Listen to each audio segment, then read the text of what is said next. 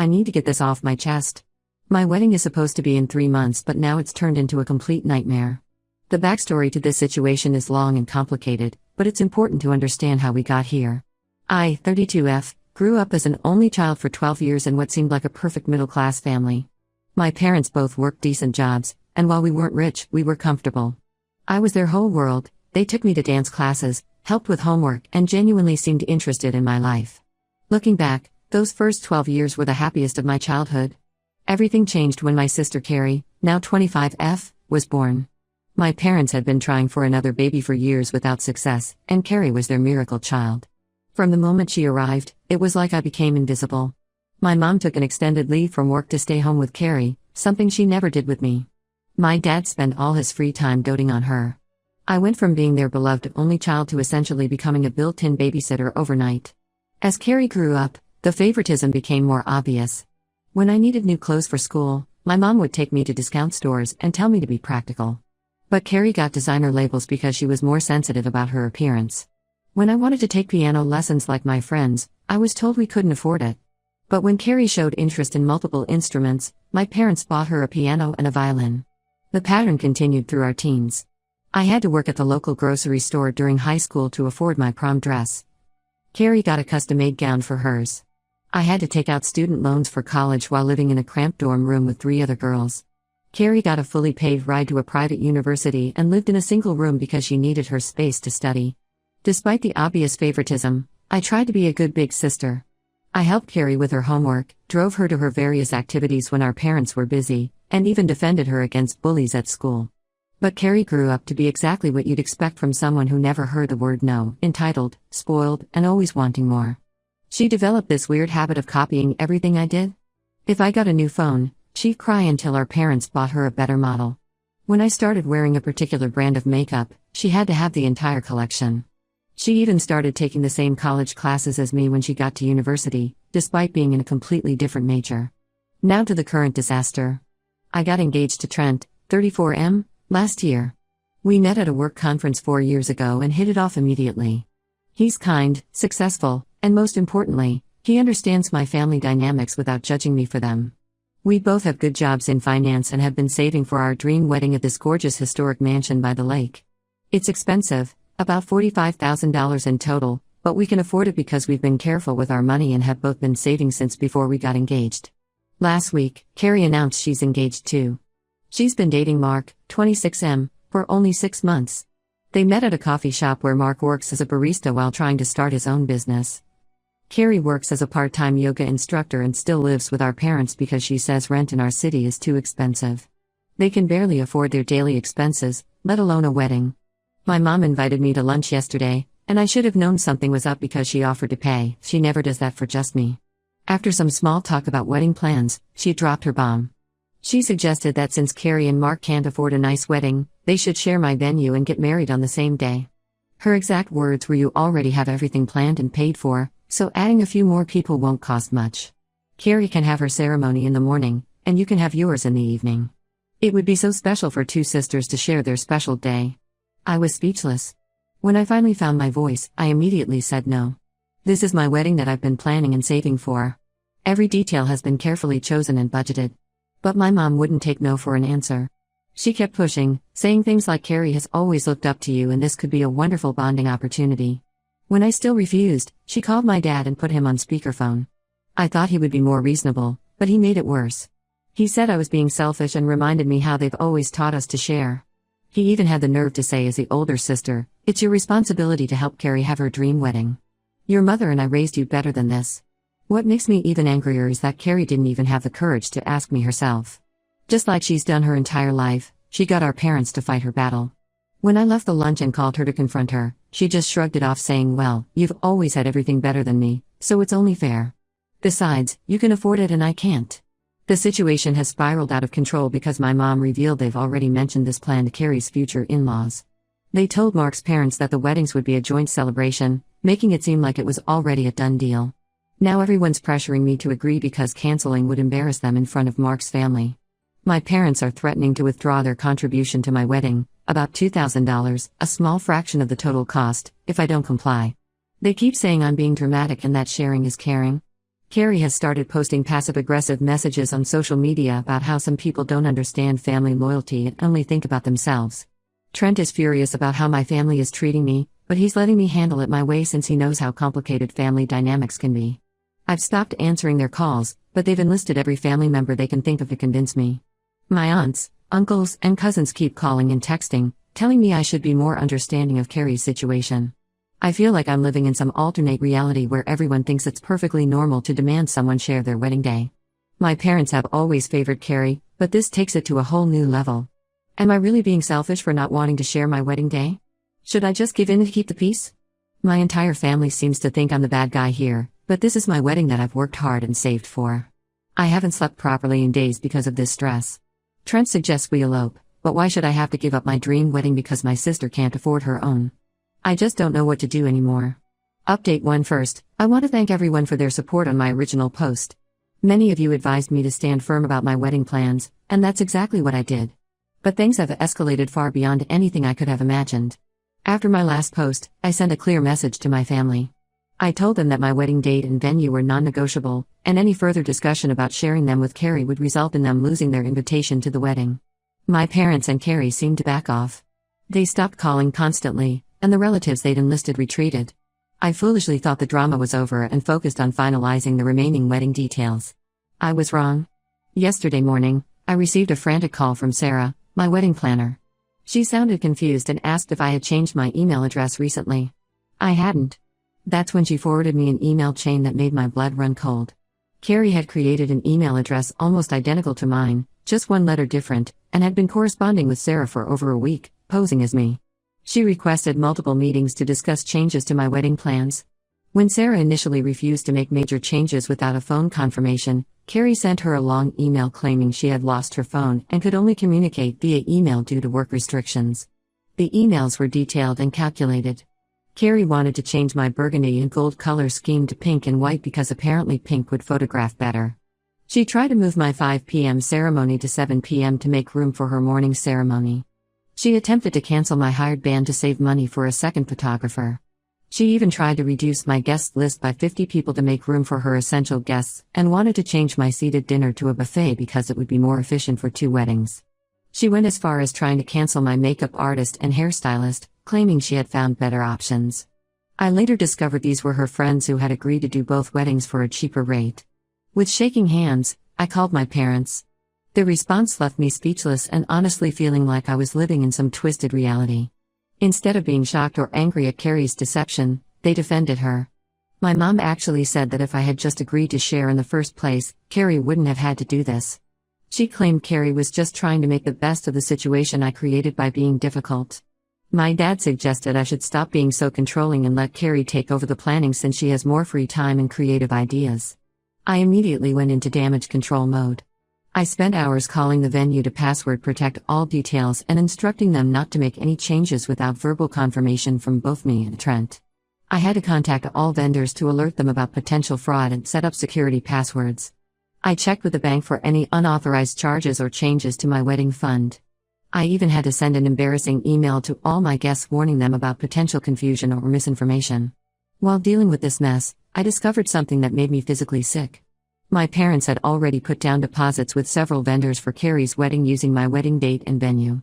Remember that $2,000 they contributed to my wedding? They used it to pay these deposits, effectively trying to force my hand by creating financial obligations. They paid deposits for a morning ceremony set up at my venue, hired a second photographer, ordered a smaller cake for my baker, arranged additional flowers from my florist, and even booked a breakfast catering service. When I confronted them about this unauthorized use of funds, they were completely unapologetic. They said they knew I would eventually come around, so they wanted to secure everything before prices increased. They actually expected me to be grateful that they were being proactive about the arrangements. Carrie's response to being caught was equally infuriating. Instead of apologizing, she burst into tears and accused me of being cruel. She's telling everyone that I'm being mean because I'm jealous that she's younger and that her fiancé has better business prospects than Trent. Apparently, Mark's theoretical future business versus Trent's actual successful career makes him the better catch in her delusional mind. She's playing the victim on social media, posting things like some people can't handle sharing the spotlight and blood isn't always thicker than water when money is involved. Our extended family is once again taking her side, saying I'm being dramatic about a few email exchanges and that I should be flattered she wants to copy my wedding so badly. Trent is beyond furious. He wants me to press charges for fraud and identity theft, saying this crosses all reasonable boundaries. But despite everything, I'm hesitant to take legal action against my own sister. However, I've contacted my bank to dispute any charges my parents made in my name, changed all my wedding-related passwords, and set up two-factor authentication on my email. I've also instructed all vendors to require photo ID for any in-person meetings. I've officially uninvited my parents and Carrie from the wedding. I sent them formal letters stating they are no longer welcome at my wedding and that any attempt to attend will result in them being escorted out by security, which I now have to hire, adding another expense to my wedding. The hardest part of all this is realizing that my family will never see how wrong their actions are. In their minds, I'm still the villain for not helping my sister. My mom actually had the nerve to tell me that uninviting them from the wedding is a decision I'll regret for the rest of my life. Honestly, the only thing I regret is not seeing their true colors sooner. Update 2. I really thought after my last update that things couldn't possibly get worse. After the email fraud incident, I went completely no contact with my family and focused on fixing my wedding plans. We had to change all our vendors' contacts, create new passwords, and even switch some services to prevent any more interference. Then last week, I received an unexpected call from Mark, Carrie's fiancé. I almost didn't answer when I saw his number, thinking it might be Carrie using his phone. But Mark sounded different, his voice was shaking, and he seemed genuinely distressed. He asked to meet me privately at a coffee shop across town, insisting it was important. After what happened with the wedding planning, I was hesitant to meet anyone from Carrie's side, but something in his voice made me agree. Trent offered to come with me, but I decided to go alone. When I arrived at the coffee shop, I barely recognized Mark. He looked like he hadn't slept in days, with dark circles under his eyes and disheveled clothes. His hands were trembling so much he could barely hold his coffee cup. The truth he revealed was more disturbing than anything I could have imagined. Carrie's obsession with my wedding wasn't about the venue or saving money at all. She had been secretly in love with Trent for years. Mark found out that she only started dating him because he reminded her of Trent, same height, similar build, even similar professional background, since Mark was also trying to start his own business like Trent did years ago.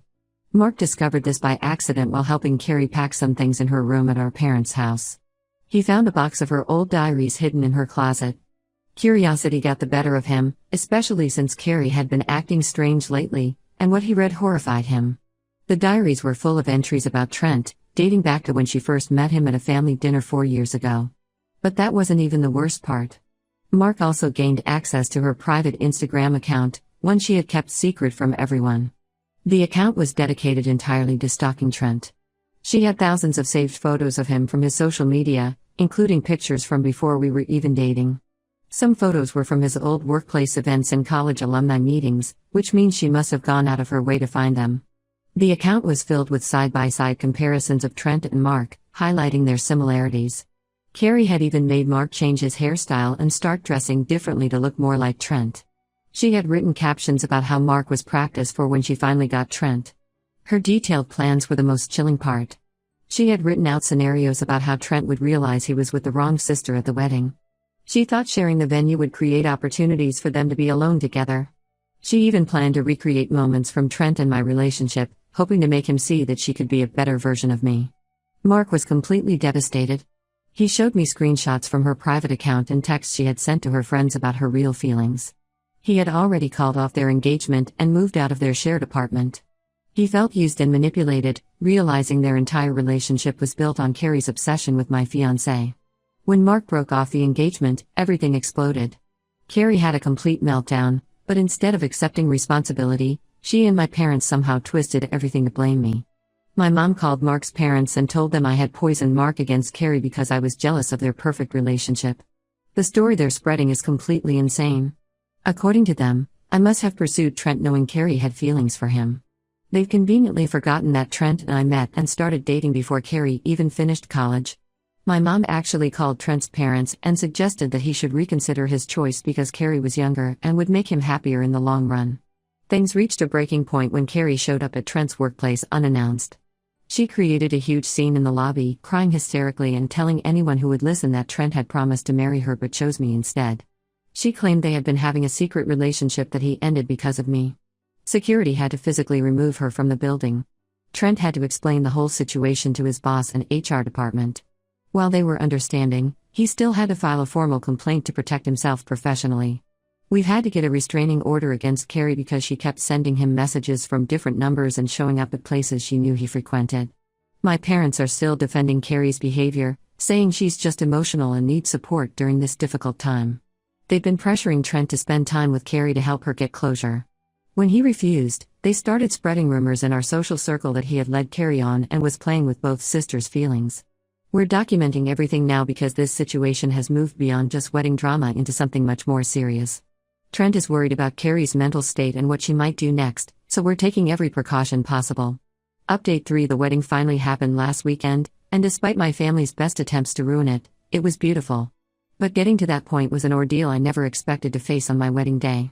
A week before the wedding, we started receiving concerning messages from different relatives. Apparently, Carrie had been telling everyone she was still part of the wedding. She told some people she was a bridesmaid, told others she had reconciled with me, and even convinced a few distant relatives that the whole drama was just a misunderstanding. I had to spend hours calling family members to clarify that she was not invited and would not be allowed in. We hired professional security for the wedding after Carrie posted cryptic messages on social media about making things right and showing everyone the truth. One post particularly worried us where she wrote, "Some brides don't deserve their happy ending." Trent and I took these threats seriously, especially after what Mark had revealed about her obsession. Sure enough, Carrie tried to crash the wedding. She showed up wearing a white dress that looked suspiciously similar to my wedding gown. We later found out she had stalked my social media and ordered a knockoff version of my dress from a cheap website. She tried to convince security she was me, claiming she was arriving early to prepare. When that didn't work, she started screaming that she was the real bride and that I had stolen her wedding day. My parents, who also weren't invited, attempted to sneak in through a back entrance to support her. They had told the venue staff they were bringing last-minute decorations. Thankfully, our security team was thorough and stopped them. My mom caused a scene, crying about how cruel I was to keep a mother from her daughter's wedding. Meanwhile, my dad was threatening to call the police, claiming we were discriminating against them. The most shocking part came after the wedding. While we were on our honeymoon, my cousin called to warn us that Carrie had booked the same resort we were staying at. She had told the resort staff she was my twin sister and that we had planned a surprise double honeymoon. She even created fake emails showing conversations between us about this plan. Fortunately, the resort contacted us to verify this story before she arrived. They were concerned because Carrie had requested access to our room information and schedule of activities. We had to explain the whole situation to the resort's management, who then canceled her reservation and added her to their security watch list. Through all of this, my parents have continued to enable and defend Carrie's behavior. They are telling everyone that I drove Carrie to desperation by flaunting my happiness and stealing her dream wedding venue. According to them, I should have been more understanding of Carrie's feelings for Trent because you can't help who you fall in love with. Trent and I have moved to a different city for his new job opportunity. We've blocked my entire family on everything: phones, email, social media, even LinkedIn after Carrie tried to contact Trent through professional networks. Some relatives tell me I should forgive them because they're family, but I can't forget how they enabled and encouraged my sister's obsession with destroying my happiness. Carrie is still single and living with our parents, who continue to support her financially and emotionally while blaming me for her failed relationship with Mark. Last I heard, she's telling people that Trent will realize his mistake eventually and come back for her. My parents apparently encouraged this delusion, telling her that true love finds a way. Trent and I are happy in our new city, building our life together, and I finally feel at peace without my family's constant drama. Sometimes cutting ties completely is the only way to protect your own happiness.